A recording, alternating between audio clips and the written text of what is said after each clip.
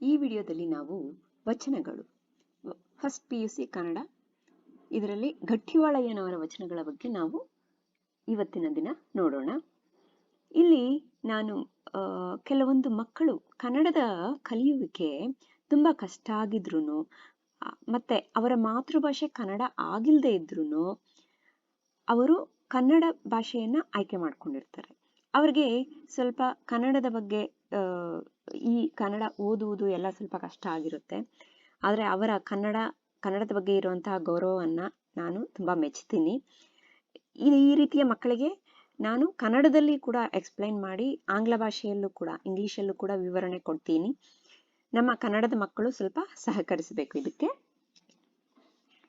ಈಗ ನಾವು ವಚನಕಾರರು ಗಟ್ಟಿವಾಳಯ್ಯ ಇವರ ಬಗ್ಗೆ ನೋಡೋಣ.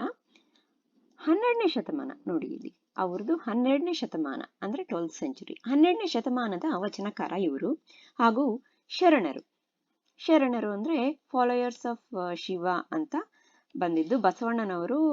ಬಸವಣ್ಣನವರ ಕಾಲವಾದ ನಂತರ ಈ ಶಿವಶರಣರ ಒಂದು ಈ ಸಂಪ್ರದಾಯ ಬಂತು. ಮುದ್ದಣ್ಣ ಇವನ ಪೂರ್ವನಾಮಧೇಯ. ಮುದ್ದಣ್ಣ ಅನ್ನೋದು ಇವನ ಅಂದ್ರೆ ಹಿಂದಿನ ಹೆಸರು. ಗಟ್ಟಿವಾಳಯ್ಯ ಅಂತ ಕರೆಯೋಕ್ಕಿಂತ ಮುಂಚೆ ಚಿಕ್ಕವರಿದ್ದಾಗ ಇವರಿಗೆ ಮುದ್ದಣ್ಣ ಅಂತ ಹೆಸರಿಟ್ಟಿದ್ರು. ಶಿವಾನುಭವ ಸಾರುವ ನರ್ತನವೇ ಇವನ ಕಾಯಕ. ಅಂದ್ರೆ ಶಿವನಲ್ಲಿ ಇವರು ತುಂಬಾ ಭಕ್ತಿಯನ್ನ ಇಟ್ಟು ಅವರಿಗೆ ಯಾವ ರೀತಿಯ ಅನುಭವ ಎಲ್ಲ ಆಗಿದೆ ಅದ್ರ ಬಗ್ಗೆ ಬೇರೆಯವರಿಗೆ ಹೇಳುವ, ಅಂದ್ರೆ ನರ್ತಿಸಿಕೊಂಡು ಹೇಳುವಂತಹದೇ ಇವರ ಕೆಲಸ. ಕಾಯಕ ಅಂದ್ರೆ ಕೆಲಸ. ಕಪಟಿಗಳು ಇವನ ಸದಾಚಾರ ಪ್ರಭಾವದಿಂದಾಗಿ ನೈಜ ಜಂಗಮರಾದದ್ದು ಇವನ ವೈಶಿಷ್ಟ್ಯ. ಅಂದ್ರೆ ಕಪಟಿಗಳು ಮೋಸ ಮಾಡೋರು. ಈ ಗಟ್ಟಿವಾಳಯ್ಯನವರ ಒಳ್ಳೆಯತನವನ್ನ ನೋಡಿ ಅವರು ಕೂಡ ನಿಜವಾದ ಶಿವಭಕ್ತರು ಆದ್ರಂತೆ. ಅದು ಇವನ ವಿಶಿಷ್ಟ. ಮದ್ದಳೆ ಬಾರಿಸುತ್ತಾ ನರ್ತಿಸುವಾಗಲೇ ಕೊನೆ ಹೆಸರು ಎಳೆದರು. ಮದ್ದಳೆ ಅಂದ್ರೆ ಈ ರೀತಿಯಾದಂತಹ ಒಂದು ವಾದ್ಯ. ಇದನ್ನ ಬಾರಿಸಿಕೊಂಡು ಶಿವನ ಧ್ಯಾನ ಮಾಡುತ್ತಾ ಕೊನೆ ಹೆಸರು ಎಳಿತಾರೆ. ಅಂದ್ರೆ ಅವರು ಸಾವಿಗೀಡಾಗ್ತಾರೆ. ಅಂದ್ರೆ ಅವರು ಶಿವನ ಧ್ಯಾನದಲ್ಲೇ ಅವರು ಸಾಯುವಾಗ ಧ್ಯಾನ ಮಾಡ್ಕೊಂಡ್ರೆ ಸಾಯ್ತಾರೆ. ಗಟ್ಟಿವಾಳಯ್ಯನು ತನ್ನ ವಚನಗಳಲ್ಲಿ ಡಾಂಬಿಕ ಭಕ್ತರ ನಡವಳಿಕೆಗಳನ್ನು ವ್ಯರ್ಥ ಅಂತ ಹೇಳ್ತಾನೆ. ಅಂದ್ರೆ ಡಾಂಬಿಕ ಅಂದ್ರೆ ನಿಜವಾದ ಭಕ್ತಿ ಅಲ್ಲ, ಸುಮ್ಮನೆ ಮೇಲ್ಗಡೆ ತೋರ್ಸ್ಕೊಬೇಕು ಅಂತ ಒಬ್ಬೊಬ್ರು ಮಾಡ್ತಾರಲ್ಲ, ಆ ರೀತಿಯವರಿಗೆ ಹೇಳ್ತಾನೆ ಅವರ ನಡವಳಿಕೆಗಳೆಲ್ಲ ವ್ಯರ್ಥ. ಅವ್ರು ಏನ್ ಮಾಡ್ತಾರ ಎಲ್ಲ ವ್ಯರ್ಥ, ಅದೆಲ್ಲ ಏನು ಉಪಯೋಗ ಇಲ್ಲ. ವೇಷಧಾರಿಗಳೆಲ್ಲರೂ ಭಕ್ತರಾಗೋದಕ್ಕೆ ಸಾಧ್ಯ ಇಲ್ಲ. ಶಿವಶರಣರ ಗುಂಪಿನಲ್ಲಿ ಅವರು ಸೇರೋದಕ್ಕೆ ಅರ್ಹರಲ್ಲ ಅಂತ ಹೇಳ್ತಾರೆ. ಗುರು ಲಿಂಗ ಜಂಗಮ ಕಲ್ಪನೆಗೆ ಹೊಸ ಆಯಾಮವನ್ನು ಅಂದ್ರೆ ಹೊಸ ರೀತಿಯ ಅರ್ಥವನ್ನು ನೀಡುವ ಮತ್ತು ಹೊಸ ವ್ಯಾಖ್ಯಾನವನ್ನು ನೀಡುವ ಇವನ ಧೈರ್ಯ ಪ್ರಶಂಸನೀಯ. ಪ್ರಶಂಸೆ ಮಾಡ್ಬೇಕು. ಇವರ ವಚನಗಳನ್ನು ನೀವೀಗ ನೋಡ್ತಿರಲ್ಲ, ಯಾವ ರೀತಿ ಪ್ರಶಂಸೆ ಮಾಡ್ಬೇಕು ಅಂತ ನಿಮ್ಗೆ ಅರ್ಥ ಆಗುತ್ತೆ. ಓಕೆ, ಇದು ಗಟ್ಟಿವಾಳಯ್ಯನವರ ಒಂದು ಅಂದ್ರೆ ಇದ್ರ ಬಗ್ಗೆ ನಿಮಗೆ ಕ್ವಶನ್ ಕೇಳ್ಬೋದು. ಗಟ್ಟಿವಾಳಯ್ಯನವರ ಬಗ್ಗೆ ಒಂದು 2-3 ವಾಕ್ಯ ಬರೀರಿ ಅಂತ. ಸೊ ಕನ್ನಡ ಕಷ್ಟ ಇರೋ ಮಕ್ಕಳಿಗೆ ಕೂಡ ಇದು ಅರ್ಥ ಆಯ್ತು ಅನ್ಸುತ್ತೆ. ತುಂಬಾ ಈಸಿಯಾಗೆ ಹೇಳಿದ್ದೀನಿ. ಇದರಲ್ಲಿ ಏನು 12th ಸೆಂಚುರಿ, ಶತಮಾನ ಅಂದ್ರೆ ಸೆಂಚುರಿ, ನರ್ತನ ಅಂದ್ರೆ ಡ್ಯಾನ್ಸ್. ಓಕೆ, ಜಂಗಮ ಅಂದ್ರೆ ಇಂಗ್ಲಿಷ್ ಅಲ್ಲಿ ಬೇರೆ ಅರ್ಥ ಬರಲ್ಲ, ಡಿವೋಟಿ ಆಫ್ ಶಿವ ಅಂತಾನೆ ಹೇಳ್ಬೋದು. ನಿಮ್ಗೆ ಇದರಲ್ಲಿ ಏನಾದ್ರೂ ಗೊತ್ತಾಗಿಲ್ಲ ಅಂದ್ರೆ ನನಗೆ ಕಮೆಂಟ್ ಸೆಕ್ಷನ್ ಅಲ್ಲಿ ಬರೀರಿ. ಎಸ್ಪೆಷಲಿ ಈ ICSE ಇಂದ ಬಂದಿರೋ ಮಕ್ಕಳಿಗೆ ಇದು ಸ್ವಲ್ಪ ಕಷ್ಟ ಆಗುತ್ತೆ. ಸೊ ನಿಮ್ಗೆ ಯಾವುದೇ ರೀತಿಯ ಡೌಟ್ಸ್ ಎಲ್ಲಾದ್ರೂ ಬರುತ್ತೆ, ಒಂದು ಪರ್ಟಿಕ್ಯುಲರ್ ವರ್ಡ್ ಗೊತ್ತಾಗ್ತಾ ಇಲ್ಲ ಅಂದ್ರೆ ನೀವು ಬರೀರಿ, ನಾನು ನಿಮ್ಗೆ ಅದನ್ನ ಅರ್ಥ ವಿವರಿಸ್ತೀನಿ. ಈಗ ನಾವು ಇಲ್ಲಿ ಇವರು ಈ ವಚನಗಳ ಸ್ವಲ್ಪ ವಿವರಣೆಯನ್ನ ಇಲ್ಲೇ ಕೊಟ್ಬಿಟ್ಟಿದ್ದಾರೆ. ಉತ್ತಮರ ಸ್ನೇಹ ಹಿತವಾದದ್ದು. ಅಂದ್ರೆ ಒಳ್ಳೆಯವರ ಸ್ನೇಹ, ಹೌದಲ್ಲ, ಒಳ್ಳೆಯವರ ಸ್ನೇಹ ಯಾವಾಗ್ಲೂ ಚೆನ್ನಾಗಿರುತ್ತೆ. ಪರಸ್ಪರ ಸಂಬಂಧಗಳು ರಾಗ ದ್ವೇಷರಹಿತವಾದ್ದು. ನಿಯಮಗಳ ಇಕ್ಕಟ್ಟಿಗಿಂತ ಮಧುರ ಬಾಂಧವ್ಯಗಳು ಮುಖ್ಯ. ನಡೆ ನುಡಿ ಪ್ರಮಾಣಬದ್ಧವಾಗಿರುವುದೇ ಜೀವನ. ಪರಸ್ಪರ ಒಬ್ಬರಿಗೊಬ್ಬರು ಇರುವಂತಹ ಸಂಬಂಧಗಳು ರಾಗ ದ್ವೇಷ, ಪ್ರೀತಿ ಇಲ್ಲ ದ್ವೇಷ ಅದು ಇಲ್ಲದೆ ಇರುವಂತಹದ್ದು ಅಲ್ವಾ. ಅವೆಲ್ಲ ಇರಬಾರ್ದು. ನಿಯಮಗಳ ಇಕ್ಕಟ್ಟಿಗಿಂತ ಅದು ಇದು ನಿಯಮಗಳೆಲ್ಲ ಮಾಡೋದಕ್ಕಿಂತ ಒಂದು ರೀತಿಯ ಪ್ರೀತಿಯ ಬಾಂಧವ್ಯನೇ ಮುಖ್ಯ. ನಡೆ ನುಡಿ ಪ್ರಮಾಣಬದ್ಧರಾಗಿರುವುದೇ ಜೀವನ. ಹೌದು, ಜೀವನದಲ್ಲಿ ಯಾವಾಗಲೂ ಡಿಸಿಪ್ಲಿನ್ ಆಗಿರಬೇಕಲ್ಲ. ನಡೆ ನುಡಿ ಕರೆಕ್ಟಾಗಿ ನಾವು ಅನ್ಕೊಂಡಿದ್ದ ಅಂದ್ರೆ ಸರಿಯಾದನ್ನ ಅನ್ಕೊಂಡಿರ್ಬೇಕು. ತಪ್ಪನ್ನ ಅಂದ್ರೆ ಕೆಟ್ಟ ಬುದ್ಧಿಯಿಂದ ಆಲೋಚನೆ ಮಾಡಬಾರ್ದು. ಆ ಒಳ್ಳೆಯ ಬುದ್ಧಿಯಿಂದ ನಾವು ಏನು ಮಾಡಬೇಕು ಅನ್ಕೊಂಡು ನಮಗೆ ನಾವು ಪ್ರಮಾಣ ಮಾಡ್ಕೊಂಡಿರ್ತೀವೋ ಆ ರೀತಿ ನಾವು ನಡಿಬೇಕು. ನಡೆ ಅಂದ್ರೆ ಮಾತು, ನುಡಿ ಅಂದ್ರೆ ಮಾತು. ನುಡಿದಂತೆ ನಡೆಯಬೇಕು ಅಂದ್ರೆ ನಡ್ಕೊಂಡು ಹೋಗೋದಂತಲ್ಲ, ನಾವು ಮಾಡುವ ಕೆಲಸಗಳು ಆ ರೀತಿ ಇರಬೇಕು ಅಂತ. ಅದೇ ಜೀವನ. ಸೊ ಇದನ್ನ ನಿಮ್ಗೆ ಇಂಗ್ಲಿಷ್ ಅಲ್ಲಿ ಹೇಳ್ಬೇಕು ಅಂದ್ರೆ a good friendship is always comfortable. Mutual relationships are free from desire, hatredness, being conquered by the limits or rules, whatever. Okay, so it's like all these things being conquered by limits or rules, whatever is there, right? This thing is better than this thing is not better. Okay, we can compare it with relationship, but relationship is always better than being conquered by limit and rules. So and we can say in our life we have to be disciplined. That's how we have to be in our life. ಜೀವನ ಅಂದ್ರೆ life. ಈಗ ನಾವು ವಚನವನ್ನ ನೋಡೋಣ. ಇರುವ ಕೈದಿಂಗೆ ದಯಾ ಧರ್ಮದ ಮೊನೆ ಉಂಟೆ, ಕಾಳೋರಗನ ದಾಡೆಯಲ್ಲಿ ಅಮೃತದ ಸುಧೆಯುಂಟೆ, ಕೂಟವ ಕೂಡಿ ಸಮಯನೊಂದಲ್ಲಿ ಅಜಾತನ ಬಲ್ಲರೇ, ಎನಗೆ ನಿಮ್ಮೊಳಗಿನ್ನೇತರ ಮಾತು, ವೇಷಧಾರಿಗಳೆಲ್ಲ ನಿಮ್ಮ ಕೂಟಕ್ಕೆ ಹೊರಗು, ಚಿಕ್ಕಯ್ಯ ಪ್ರಿಯ ಸಿದ್ಧಲಿಂಗ ಇಲ್ಲ ಎಂದೇ. ಇರುವ ಕೈದಿಂಗೆ ದಯಧರ್ಮದ ಮನೆ ಉಂಟೆ. ಇರಿಯುವ ಅಂದ್ರೆ ಚುಚ್ಚುವ ಆಯುಧಕ್ಕೆ ಕೈದು ಇಂಗೆ ಅಂತ. ಓಕೆ, ಆಯುಧಕ್ಕೆ ದಯೆ ಧರ್ಮ ಅದರ ತೀಕ್ಷ್ಣತೆ ಗೊತ್ತಾಗುತ್ತಾ ಅದಕ್ಕೆ. ಅಂದ್ರೆ ದಯೆ ಧರ್ಮದ ಮೊನೆ, ಅದರ ಈ ದಯೆ ಧರ್ಮ ಯಾವುದು ಒಳ್ಳೇದು ಯಾವುದು ಕೆಟ್ಟದ್ದು ಅಂತ ಇರಿಯುವ ಅಂದ್ರೆ ಚುಚ್ಚುವ ಆಯುಧಕ್ಕೆ ಏನು ಇರುತ್ತಾ ಅದು ಬರೀ ಚುಚ್ಚುತ್ತಾ ಅಷ್ಟೇ. ಸೊ ಇಲ್ಲಿ ಒಂದಷ್ಟು ಕಠಿಣ ಪದಗಳ ಅರ್ಥ ಇದೆ ನೋಡಿ. ಇರಿ ಅಂದ್ರೆ ಇರಿ ಕೊಲ್ಲು ಅಥವಾ ತಿವಿ, ಕೈದು ಅಂದ್ರೆ ಆಯುಧ, ಮೊನೆ ಅಂದ್ರೆ ತುದಿ, ತೀಕ್ಷ್ಣತೆ. ಓಕೆನಾ, ಇಲ್ಲಿ ನಾನು ಆಲ್ರೆಡಿ ಹಾಕ್ಬಿಟ್ಟಿದ್ದೀನಿ. ಸೊ ಇದು ಒಂದು ಕೈದು. ಓಕೆ, ಇದಕ್ಕೆ ಏನು ಅದು ಚುಚ್ಚುತ್ತೆ ಅಷ್ಟೇ, ಅದಕ್ಕೇನು ಗೊತ್ತಾಗುತ್ತೆ. ಕಾಳೋರಗನ ದಾಡೆಯಲ್ಲಿ ಅಮೃತದ ಸುಧೆಯುಂಟೆ. ಕಾಳೋರಗ, ಉರಗ ಅಂದ್ರೆ ಕಾಳಸರ್ಪ ಅಂದ್ರೆ ಹಾವಿನ ಹಲ್ಲಿನಲ್ಲಿ ಈ ರೀತಿ ವಿಷಭರಿತವಾದಂತಹ ಹಾವಿನ ಹಲ್ಲಿನಲ್ಲಿ ಅಮೃತ ಇರುತ್ತಾ ಅಂತ ನಾವು ಅನ್ಕೋಬಾರ್ದಲ್ವಾ? ಇರಲ್ಲ. ಅದಕ್ಕೂ ದಯೆ ಧರ್ಮ ಇರಲ್ಲ. ಸೊ ಈ ಚುಚ್ಚುವ ಆಯುಧಕ್ಕಾಗಲಿ ಈ ರೀತಿಯ ಹಾವಿನ ಹಲ್ಲಿನಲ್ಲಿ ಅಂದ್ರೆ ಹಾವು ಕಚ್ಚುತ್ತೆ ಅನ್ನೋದಾದ್ರೆ ಅದಕ್ಕೆ ದಯೆ ಧರ್ಮ, ಇದು ಒಳ್ಳೇದು ಇದು ಕೆಟ್ಟದ್ದು, ನಾನಿದ್ದು ಒಳ್ಳೇದು ಅದಕ್ಕೆ ನಾನು ಕಚ್ಚಲ್ಲ, ಇದು ಕೆಟ್ಟದ್ದು ಅದಕ್ಕೆ ನಾನು ಕಚ್ತೀನಿ ಅನ್ನೋದೇನು ಇರಲ್ಲ ಹಾಗೆ. ಅದೇ ರೀತಿ ಇಲ್ಲಿ ಕೂಟವ ಕೂಡಿ ಸಮಯನೊಂದಲ್ಲಿ ಅಜಾತನ ಬಲ್ಲರೇ. ಕೂಟ ಅಂದ್ರೆ ಗುಂಪು. ಈಗ ಇದನ್ನ ನೋಡೋಣ. ಕೂಟ ಅಂದ್ರೆ ಗುಂಪು. ಇಲ್ಲಿ ಇದೆ ನೋಡಿ, ಕೂಟ ಅಂದ್ರೆ ಗುಂಪು ಅಥವಾ ಬೆರೆಯೋದು, ಎಲ್ರನ್ನೂ ಸೇರ್ಸೋದು. ಈಗ ಅಸೆಂಬ್ಲಿ ಅಂತಾರಲ್ಲ ಆ ರೀತಿ, ನಿಮ್ಮ ಶಾಲೆಯಲ್ಲಿ ಮಾಡ್ಬೋದಲ್ಲ ಅಸೆಂಬ್ಲಿ, ಆ ರೀತಿ. ಸೊ ಎಲ್ರನ್ನ ಅಸೆಂಬ್ಲಿ ಮಾಡ್ಕೊಂಡು ಸುಮ್ಮನೆ ಸಮಯ ವ್ಯರ್ಥ ಮಾಡ್ದಲ್ಲಿ, ಅಂದ್ರೆ ದೇವರನ್ನ ಭಜನೆ ಮಾಡೋದು ಏನೋ ಆದ್ರೆ ಮನಸ್ಸಿನಲ್ಲೇ ಬೇರೆ ಏನೋ ಯೋಚನೆ ಮಾಡ್ತಾ ಇರ್ತಾರೆ. ಆ ರೀತಿ ಸಮಯವನ್ನ ವ್ಯರ್ಥ ನೊಂದಲ್ಲಿ ಸಮಯವನ್ನ ವ್ಯರ್ಥ ಮಾಡಿದ್ರೆ ಅಜಾತನ ಬಲ್ಲರೇ. ಅಜಾತ ಅಂದ್ರೆ ಸಾವು ಇಲ್ಲದವ, ಅಂದ್ರೆ ಶಿವ, ದೇವರನ್ನ ಅಂದ್ರೆ ದೇವರ ಒಂದು ಮೋಕ್ಷವನ್ನ ಪಡಿತಾರ, ದೇವರನ್ನ ತಿಳ್ಕೊತಾರ ಅವರು. ಕ್ವಶನ್ ಮಾರ್ಕ್ ಆಗ್ತಾ ಇದಾರೆ ಇಲ್ಲಿ ಎಲ್ಲಾ ಪ್ರಶ್ನೆಗಳು. ನೀವು ಅದಕ್ಕೆ ಉತ್ತರ ನಿಮ್ಗೆ ಗೊತ್ತು. ನನಗೆ ನಿಮ್ಮೊಳಗಿನ್ನು ಏತರ ಮಾತು, ನಿಮ್ಮೊಳಗೆ ಇನ್ನು ಯಾವ ರೀತಿಯ ಮಾತು, ಏತರ ಮಾತು ಅಂತ ನನಗೆ ನಿಮ್ಮಂತರಲ್ಲಿ ಎಂತಹ ಮಾತು? ವೇಷಧಾರಿಗಳೆಲ್ಲ ನಿಮ್ಮ ಕೂಟಕ್ಕೆ ಹೊರಗು. ಈ ರೀತಿಯಾದಂತಹ ಡಾಂಬಿಕರು ಅವರು ಇವರು ಎಲ್ಲ ಯಾವ ಕೂಟ?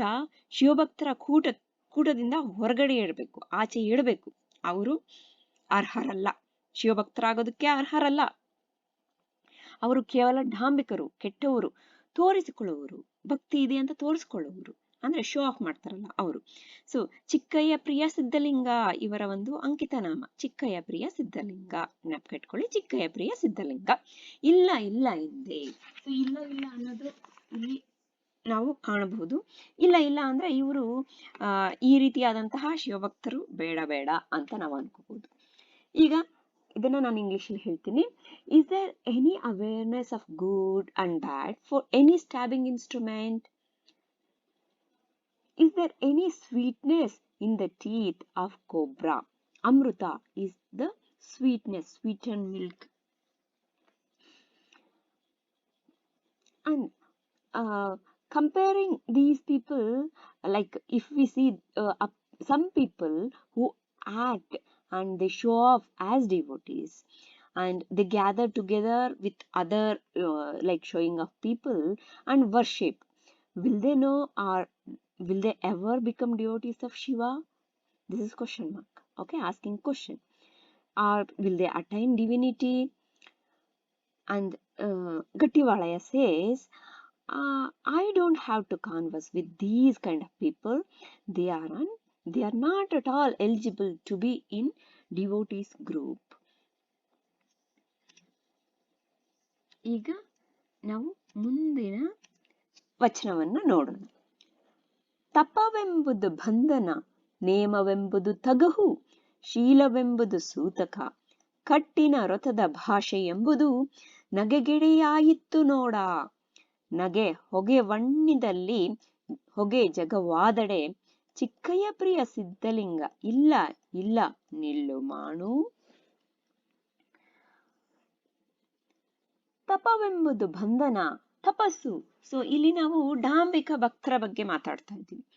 ಸೊ ಡಾಂಬಿಕ ಭಕ್ತರ ಬಗ್ಗೆ ಗಟ್ಟಿವಾಳಯ್ಯ ಹೇಳ್ತಾ ಇದ್ದಾರೆ. ಸೊ ಡಾಂಬಿಕ ಭಕ್ತರದ್ದು ಯಾವ ರೀತಿ ಇರುತ್ತೆ ಅಂತ. ತಪಸ್ಸು ಮಾಡ್ತಾರೆ ಅನ್ಕೊಳ್ರಿ ಡಾಂಬಿಕ ಭಕ್ತರು, ಶೋ ಆಫ್ ಭಕ್ತರು. ಓಕೆ, ಮೇಲೆ ಎಲ್ಲ ಚೆನ್ನಾಗಿ ಏನು ಅಂದ್ರೆ ಶಿವನ ಭಕ್ತರ ರೀತಿ ವಿಭೂತಿ ಇಟ್ಕೊಂಡು, ವಿಭೂತಿ ಇಟ್ಟಿದ ತಕ್ಷಣ ಶಿವಭಕ್ತರಾಗಲ್ಲ, ವಿಭೂತಿ ಇಟ್ಕೊಂಡು ಅವರ ಒಂದು ವೇಷಭೂಷಣ ಭಕ್ತರ ರೀತಿ ಇರುತ್ತೆ, ನೀವು ಇಮ್ಯಾಜಿನ್ ಮಾಡ್ಕೋಬಹುದು. ತಪಸ್ಸು ಮಾಡೋದು, ಧ್ಯಾನ. ತಪಸ್ಸು ಮಾಡೋದು ಒಂದು ಬಂಧನ ಆಗೋಗುತ್ತೆ. ಅಂದ್ರೆ ಆ ರೀತಿ ಡಾಂಬಿಕತೆ ಇರುವವರಿಗೆ ಒಂದು ಬಂಧನ, ಅಂದ್ರೆ ಸೆರೆಮನೆ, ಜೈಲಲ್ಲಿ ಹಾಕಿದ ರೀತಿ. ಅದರಿಂದ ಅವ್ರಿಗೆ ಏನು ಅನುಕೂಲ ಆಗಲ್ಲ, ಅವರಿಗೆ ಅನನುಕೂಲನೇ ಆಗುತ್ತೆ. ನಿಯಮವೆಂಬುದು ತಗಹು. ಸೊ ಈ ರೀತಿ ತಪಸ್ಸೆಲ್ಲ ಮಾಡ್ಬೇಕಂದ್ರೆ ಒಂದಷ್ಟು ನಿಯಮಗಳಿರುತ್ತಲ್ಲ, ಯಾವ ರೀತಿ ಮಾಡ್ಬೇಕು, ಎಂತ ಎತ್ತ ಅಂತ. ಹಿಂಗೆ ತಪಸ್ಸು ಕೂತ್ಕೊಂಡ್ಬಿಟ್ಟು ಮಧ್ಯದಲ್ಲಿ ಹೋಗಿ ಟಿವಿ ನೋಡ್ಕೊಂಡ್ ಬರೋದು, ಇಲ್ಲ ಯೂಟ್ಯೂಬ್ ನೋಡೋದು, ಇಲ್ಲ ಏನೋ ಶಾರ್ಟ್ಸ್ ನೋಡೋದು, ಇಲ್ಲ ಏನೋ ಒಂದು ತಿನ್ಕೊಂಡ್ ಬರೋದು, ಆ ರೀತಿಯಾದಂತಹದ್ದೆಲ್ಲ ಮಾಡೋ ಹಾಗಿಲ್ಲ. ಅದಕ್ಕೆ ಒಂದು ರೀತಿಯ ನಿಯಮಗಳೆಲ್ಲ ಇರುತ್ತೆ. ಸೊ ಇವರು ಬರೀ ಶೋ ಆಫ್ ಭಕ್ತರಲ್ವಾ, ಇವ್ರಿಗೆ ಈ ರೀತಿಯ ನಿಯಮಗಳೆಲ್ಲ ಏನಾಗುತ್ತೆ, ಒಂದು ತಗಹು ಅಂದ್ರೆ ಒಂದು ನೋಡಿ, ಇವರು ಶಿವಭಕ್ತರ ರೀತಿ ವೇಷ ಹಾಕೊಂಡಿದ್ದಾರೆ. ಅವರಿಗೆ ಒಂದು ಕಟ್ಟು ನಿರ್ಬಂಧ ನೋಡಿ ಇಲ್ಲಿದೆ. ನಾನು ಒಂದಷ್ಟು ಕಠಿಣ ಪದಗಳ ಅರ್ಥ ಹಾಕಿದ್ದೀನಿ, ಇಲ್ಲಿ ನೋಡ್ಕೊಳ್ಳಿ. ನೇಮವೆಂಬುದು ತಗಹು. ಸೊ ತಗಹು ಅಂದ ಕಟ್ಟುಪಾಡು. ಓಕೆ, ಕಟ್ಟುಪಾಡಾಗುತ್ತೆ. ಅಂದ್ರೆ ಕಟ್ಟುಪಾಡು ಅಂದ್ರೆ ಇದನ್ನ ಮಾಡ್ಲೇಬೇಕು ಅನ್ನೋ ಒಂದು ರೀತಿಯ ಇದು ನಿಯಮಗಳು ಅವ್ರಿಗೆ ಇಷ್ಟ ಆಗಲ್ಲ, ಆದ್ರೂ ಮಾಡ್ಬೇಕೇ ಅಂತ ಇರುತ್ತೆ. ಶೀಲವೆಂಬುದು ಸೂತಕ. ಸೊ ಅವರ ಶೀಲ, ಅವರ ನಡವಳಿಕೆ, ಅವರ ಸ್ವಂತ ಬುದ್ಧಿನೇ ಅವರಿಗೆ ಸೂತಕದ ರೀತಿ ಇರುತ್ತೆ. ಸೂತಕ ಅಂದ್ರೆ ಜನನ ಮರಣ ಸಂದರ್ಭದಲ್ಲಿ ಆಚರಿಸುವ ಮೇಲಿಗೆ. ಅಂದ್ರೆ ಯಾರಾದ್ರೂ ಮಕ್ಕಳು ಹುಟ್ಟುತ್ತಾರೆ, ಇಲ್ಲ ಯಾರೋ ದೊಡ್ಡವರು ತೀರ್ಕೊಂಡ್ಬಿಡ್ತಾರೆ, ಆಗ ಸೂತಕ ಇರುತ್ತೆ. ಅವ್ರ ಮನೆಗೆ ಯಾರೋ ಅಷ್ಟು ಅಂದ್ರೆ ಅವ್ರ ಮನೆಗೆ ಹೋಗೋದಿಲ್ಲ, ಇಲ್ಲ ಅವ್ರ ಮನೇಲಿ ಗೀಜೆ ಮಾಡಲ್ಲ, ಬೇರೆಯವ್ರ ಮನೇಲಿ ಪೂಜೆ ಮಾಡಿದಾಗ ಅವ್ರು ಹೋಗೋದಿಲ್ಲ ಒಂದಷ್ಟು ದಿನ. ಅದನ್ನ ನಾವು ಸೂತಕ ಅಂತೀವಿ. ಸೊ ಆ ರೀತಿಯ ಮೈಲಿಗೆ ಆಗುತ್ತೆ ಅವರ ಸ್ವಂತ ಬುದ್ಧಿ ಅಥವಾ ನಡವಳಿಕೆ, ಅಂದ್ರೆ ಈ ಡಾಂಬಿಕ ಭಕ್ತರದ್ದು. ಕಟ್ಟಿನ ರಥದ ಭಾಷೆ ಎಂಬುದು ನಗೆಗೆ ಎಡೆಯಾಯ್ತು ನೋಡ. ಕಟ್ಟಿನ ಕಟ್ಟಿನ ಅಂದ್ರ ಈ ರೀತಿಯ ನಿರ್ಬಂಧಗಳೆಲ್ಲ ಇಟ್ಕೊಂಡಿರುವಂತಹ ವ್ರತಗಳನ್ನ ಆಚರಿಸಿದ್ರೆ ಇವರು, ಅಂದ್ರೆ ಅವರ ಮನಸ್ಸಿಲ್ಲದೆ ಈ ರೀತಿ ಎಲ್ಲ ಮಾಡಿದ್ರೆ ಭಾಷೆ ಎಂಬುದು ಅಂದ್ರೆ ಅವರ ಅವರ ನಡೆ ನುಡಿ ಏನಿರುತ್ತೆ ಅದು ನಗೆಗೆ ಎಡೆಯಾಯ್ತು, ಅಂದ್ರೆ ನಗೆಗೆ ಈಡಾಯ್ತು ಅಂತ, ನಗೆ ಪಾಟ್ಲಾಯ್ತು ನೋಡಾ ಸಿದ್ಧಲಿಂಗ. ಹೌದಲ್ಲ, ನಗೆ ಪಾಟ್ಲಾಗುತ್ತಲ್ಲ. ಅವರು ಈಗ ನಮಗ್ ಗೊತ್ತಿರುತ್ತೆ ಯಾರೋ ಒಬ್ರು ಆಕ್ಟ್ ಮಾಡ್ತಾ ಇದ್ದಾರೆ ದೇವ್ರ ಪೂಜೆ ಮಾಡತ್ತಾರ ಅಂತ. ಸೊ ಅವ್ರನ್ನ ನೋಡಿ ನಮ್ಗೆ ಏನ್ ಬರುತ್ತೆ? ನಗು ಬರುತ್ತೆ, ಒಳಗಡೆ ನಗು ಬರುತ್ತೆ. ಮತ್ತೆ ಈ ನಗೆ ಯಾಕೆ ಬಂತು? ಈ ನಗೆ ಅಂದ್ರೆ ಅವರ ಡಾಂಬಿಕತೆ. ಆ ಡಾಂಬಿಕತೆ ಹೊಗೆ ವಣ್ಯದಲ್ಲಿ ಅಂದ್ರೆ ಹೊಗೆಯ ರೀತಿಯಲ್ಲಿ ಅದು ಈ ಮನಸ್ಸಿಲ್ಲದೆ ಡಾಂಬಿಕತೆಯ ಮನಸ್ಸಿನಿಂದ ಈ ರೀತಿಯಾದಂತಹ ಪೂಜೆ ವ್ರತಗಳನ್ನೆಲ್ಲ ಆಚರಿಸಿದ್ರೆ ನಾವು ಶಿವಭಕ್ತರು ಅಂತ ಈ ರೀತಿ ಎಲ್ಲ ಡ್ರೆಸ್ ಹಾಕೊಂಡು ಈ ರೀತಿಯಾದಂತಹ ಬಟ್ಟೆ ಹಾಕೊಂಡು ಶಿವನ ಪೂಜೆಯನ್ನೆಲ್ಲ ಮಾಡಿದ್ರೆ ಈ ಜಗತ್ತಿಗೆಲ್ಲ ನಗೆಪಾಟಲು ಆಗ್ತಾರೆ. ಆ ರೀತಿಯಾದಂತಹ ಡಾಂಬಿಕತೆ ಅದು ಸರಿ ಇಲ್ಲ.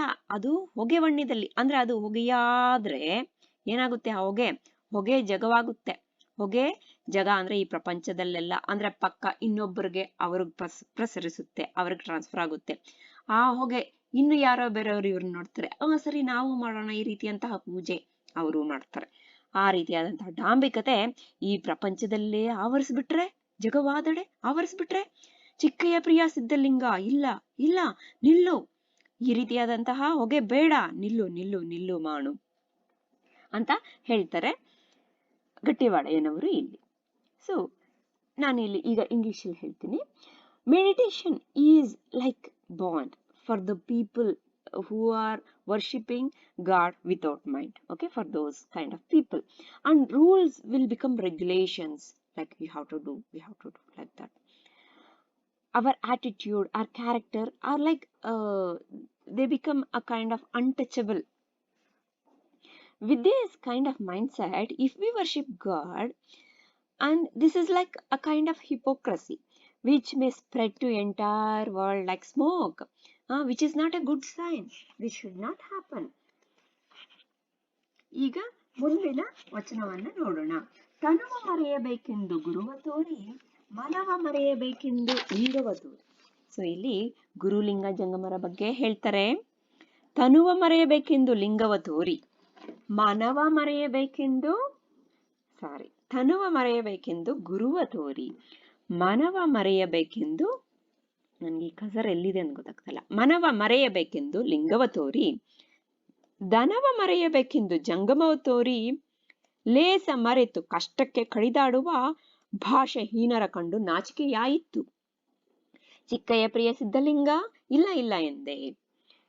ಸೊ ತನುವನ್ನ ಮರೆಯಬೇಕೆಂದು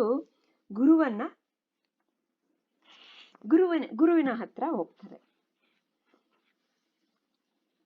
ತನು ಈ ಶರೀರದ ಮೇಲಿನ ಮೋಹವನ್ನ ಮರಿಬೇಕು. ಅಂದ್ರೆ ಶರೀರ, ಆಸೆ, ಅಂದ್ರೆ ಆರಿಷಡ್ವರ್ಗಗಳಿರುತ್ತಲ್ಲ, ನಾವು ಮದ, ಮೋಹ, ಮಾತ್ಸರ್ಯ ಈ ರೀತಿ. ಸೊ ಈ ರೀತಿಯಾದಂತಹ ಬೇರೆ ಬೇರೆ ಈ ಶರೀರದಿಂದ ಉಂಟಾಗುವಂತಹ ಆಸೆಗಳು, ಚಪಲ, ಅದು ತಿನ್ಬೇಕು ಇದು ತಿನ್ಬೇಕು ಅಂತ, ಆ ರೀತಿಯಾದಂತಹ ಬಟ್ಟೆ ಹಾಕೋಬೇಕು, ಮತ್ತೆ ಆಭರಣಗಳು ಬೇಕು, ನನಗೆ ಕಾರ್ ಬೇಕು, ಅದು ಬೇಕು ಇದು ಬೇಕು, ಆ ರೀತಿ ನಮ್ಮ ದೇಹದ ಆಸೆಗಳು. ಸೊ ಆ ರೀತಿಯಾದಂತಹ ಆಸೆಗಳು ತನು ಮರೆಯಬೇಕೆಂದು ಗುರುವನ್ನ ತೋರಿ ಅಂದ್ರೆ ಗುರುವಿನ ಹತ್ರ ಹೋಗ್ತಾರೆ. ಮನವ ಮರೆಯಬೇಕೆಂದು, ಇಲ್ಲಿ ನಾವು ಡಾಂಬಿಕರ ಬಗ್ಗೆ ಮಾತಾಡ್ತಾ ಇದ್ದೀವಿ, ಜ್ಞಾಪಕ ಇಟ್ಕೊಳ್ಳಿ. ಮನವ ಮರೆಯಬೇಕೆಂದು ಲಿಂಗವ ತೋರಿ, ಈ ಮನಸ್ಸನ್ನ ಹತೋಟಿಯಲ್ಲಿ ಇಟ್ಕೋಬೇಕು ಅಂತ ಲಿಂಗಕ್ಕೆ ಪೂಜೆ ಮಾಡ್ತಾರೆ, ದೇವರಿಗೆ ಪೂಜೆ ಮಾಡ್ತಾರೆ. ಧನವ ಮರೆಯಬೇಕೆಂದು ಜಂಗಮವ ತೋರಿ, ಅಂದ್ರೆ ಈ ಹಣ ಸಂಪತ್ತು ಎಲ್ಲಾನ ಮರಿಬೇಕು ಅಂತ ಜಂಗಮರಾಗ್ಬಿಡೋಣ ಅಂತ, ಈ ರೀತಿ ಜಂಗಮರು ಇಲ್ಲಿರುವಂತಹ ಜಂಗಮರಾಗ್ಬಿಡೋಣ ಅಂತ ಅಂತ ಆಗ್ತಾರೆ. ಈ ರೀತಿ ಜಂಗಮರಾಗ್ತಾರೆ ನೋಡಿ ಇಲ್ಲಿ. ಓಕೆನಾ? ಸೊ ಜಂಗಮರು ಆಗ್ಬೇಕು ಅಂತ ಹಲವರು ಆ ರೀತಿ ಇರ್ತಾರೆ. ಸೊ ಈ ರೀತಿಯಾದಂತಹ ಕೆಲವರು ಮಾತ್ರ, ಎಲ್ಲರೂ ಡಾಂಬಿಕ ಭಕ್ತರ ಆಗ್ಬಿಟ್ರೆ ಈ ಪ್ರಪಂಚ ಏನಾಗುತ್ತೆ? ಸೊ ಆ ರೀತಿಯಾದಂತಹ ಹಲವು ಡಾಂಬಿಕ ಭಕ್ತರು ತನು ಮನ ಧನದ ಆಸೆ, ಇವುಗಳ ಮೇಲಿನ ಆಸೆ ಇಟ್ಕೊಂಡೇ ಇರ್ತಾರೆ. ಆದ್ರೆ ಅದನ್ನ ಮರಿಬೇಕು ಅನ್ಕೊಂತಾರೆ. ಮನಸ್ಸಿಲ್ದೆ ಏನೇನೋ ಮಾಡ್ತಾರೆ. ಏನೋ ಗುರುವಿನ ಹತ್ರ ಹೋಗ್ತಾರೆ, ಲಿಂಗಕ್ಕೆ ಪೂಜೆ ಮಾಡ್ತಾರೆ, ಜಂಗಮರಾಗ್ತಾರೆ, ಜಂಗಮ ರೀತಿ ಇರ್ತಾರೆ. ಆದ್ರೆ ಮನಸ್ಸಿನ ಮೇಲೆ ಹತೋಟಿನೇ ಇರಲ್ಲ. ಮನಸ್ಸಿನ ಮೇಲೆ ಹತೋಟಿ ಇರ್ಬೇಕಲ್ಲ, ಅದು ಅತ್ಯಗತ್ಯ. ಹೀಗೆ ಒಳ್ಳೆದನ್ನ ಮರೆತು ಬಿಟ್ಟು ಕೆಟ್ಟದ್ದಕ್ಕಾಗಿ, ಅಂದ್ರೆ ಲೇಸ ಮರೆತು ಕಷ್ಟಕ್ಕೆ ಕಡೆದಾಡುವ, ಒಳ್ಳೆದನ್ನ ಮರೆತು ಕಷ್ಟ ಅಂದ್ರೆ ಕೆಟ್ಟದ್ದಕ್ಕೆ ಬಡಿದಾಡ್ತಾರೆ. ಭಾಷೆಹೀನರ ಕಂಡು ನಾಚಿಕೆಯಾಯಿತು. ಇವರು ಭಾಷೆಹೀನರೇ ಅಲ್ವಾ? ತನು ಮರಿಬೇಕು ಅಂತಾರೆ, ಮನ ಮರಿಬೇಕು ಅಂತಾರೆ, ಧನ ಮರಿಬೇಕು ಅಂತಾರೆ. ಆದ್ರೆ ಇಲ್ಲ, ಇವರು ಒಳ್ಳೆದನ್ನ ಮರೆತು ಕೆಟ್ಟದ್ದೇನಕ್ಕಿರುತ್ತ ಅದಕ್ಕೆ ಬಡದಾಡ್ತಾರೆ. ಅವ್ರು ಭಾಷೆಹೀನರೇ ಅಲ್ವಾ? ಭಾಷೆಯನ್ನು ತಪ್ಪಿದವರು. ಅವರನ್ನ ನೋಡಿದ್ರೆ ನಾಚಿಕೆ ಆಗುತ್ತೆ, ಅವ್ರಿಗೆ ನಾಚಿಕೆ ಆಗ್ಬೇಕು. ಆದ್ರೆ ಅವ್ರನ್ನ ನೋಡಿ ನಮ್ಮ ವಚನಕಾರರಿಗೆ ನಾಚಿಕೆ ಆಗ್ತಾ ಇದೆ. ಇವ್ರ ಮೇಲೆ ಅಂದ್ರೆ ಇವರು ಯಾವ ರೀತಿಯಾದಂತ ಭಕ್ತರು, ಅಂದ್ರೆ ಒಳ್ಳೆಯ ಭಕ್ತರಲ್ಲ. ಇವ್ರನ್ನ ಕಂಡ್ರೆ ನಾಚಿಕೆ ಆಗುತ್ತೆ ನನಗೆ.